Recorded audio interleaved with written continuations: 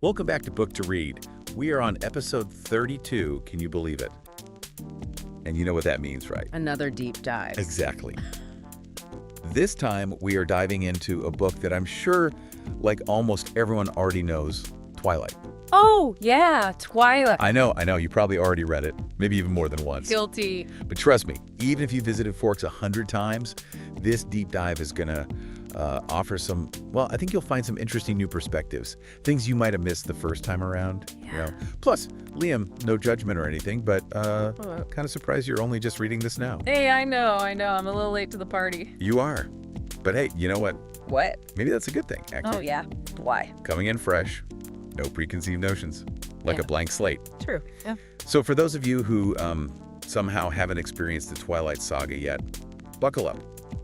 We're about to enter a world where a seemingly ordinary teenage girl, Bella Swan, of course she moves from sunny Phoenix to the perpetually overcast town of Forks, Washington. Sounds dreary. Right.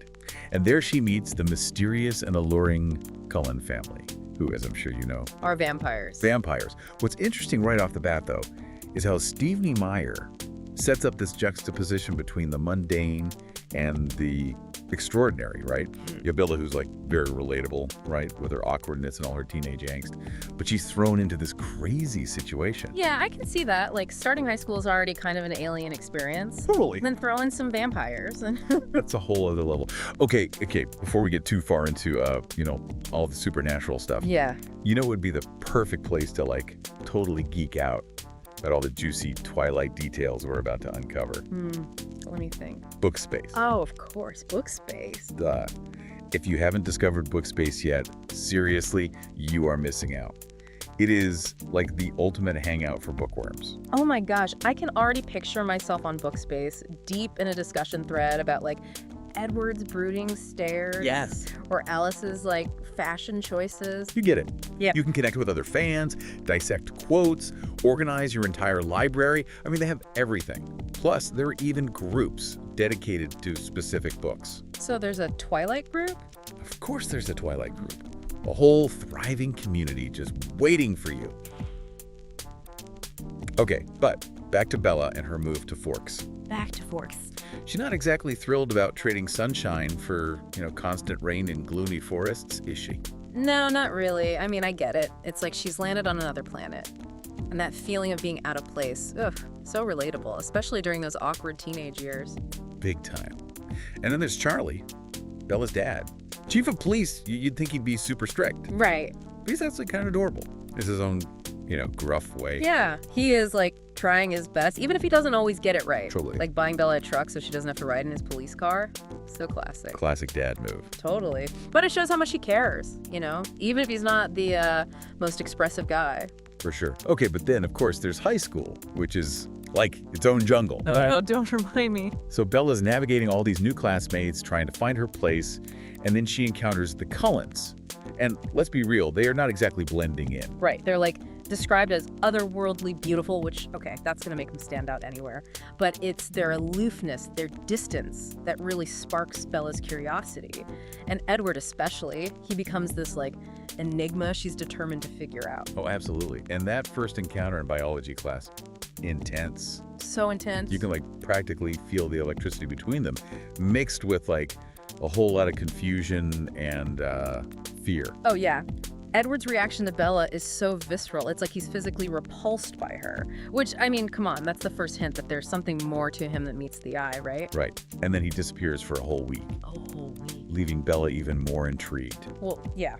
Of course. It's like, what is going on with this guy? It's like he can't decide whether he's fascinated by her or wants to run for the hills. Yeah. And then, of course, there's the near-death experience with Tyler's van. Oh, right, with the van. That's a pivotal scene because it's the first time we see Edward's superhuman abilities in action. Yeah, this is where things take a turn, right? From realistic fiction to, like, full-on supernatural. Sure. It's not just a coincidence that he's there to save her. It confirms that there's something, well, extraordinary about him, something dangerous, but also, like, totally alluring. Totally. And from that point on. Bella is hooked. Yeah. Totally hooked. I mean, she's drawn to his mystery, right? To the danger that surrounds him. Bella. Oh, she definitely has a thing for the brooding, mysterious type. But it's got to be more than just physical attraction, right? I mean, Edward's intelligent. This is old soul wisdom, you know? Yeah, he's been around for over a century. Exactly. But I think Bella also feels like an outsider, even in her own life. Yeah. And she doesn't quite fit in with, like, the normal high school crowd. Edward's this whole other world, a world where she finally feels like she belongs. It's that classic outsider narrative, finding your tribe. But her tribe, they drink animal blood instead of human blood. Talk about a twist. It's an interesting ethical dilemma, though, isn't it? Yeah, totally. Like, they're choosing to resist their natural urges, you know what I mean? To coexist peacefully with humans. Right. But it's a constant struggle. It's like this tightrope walk, right? Between their vampire nature and their lifestyle. Yeah, it really makes you think about what it means to be human. Totally. To have control, to make choices, even when they go against your very nature. But then James and his nomadic coven show up, and they throw a wrench in the Cullens' carefully constructed world. Yeah, the nomadic vampires. They're the other side of the coin, you know? They haven't made those same ethical choices. They just embrace their instincts, and they see humans as, well, a food source. It's like this walking reminder of what the Cullens are constantly fighting against. That darkness. Yeah. And James, with his obsession with hunting Bella, he becomes the embodiment of that threat. He's not just some, like, mindless monster either. Oh, no, he's intelligent and cunning. He loves the thrill of the hunt. Right. And he sees Bella as this challenge, this, like, rare prize. And that puts Bella in a terrifying position. Suddenly, she's caught in this world that she barely understands, right? Yeah, she's in the crossfire.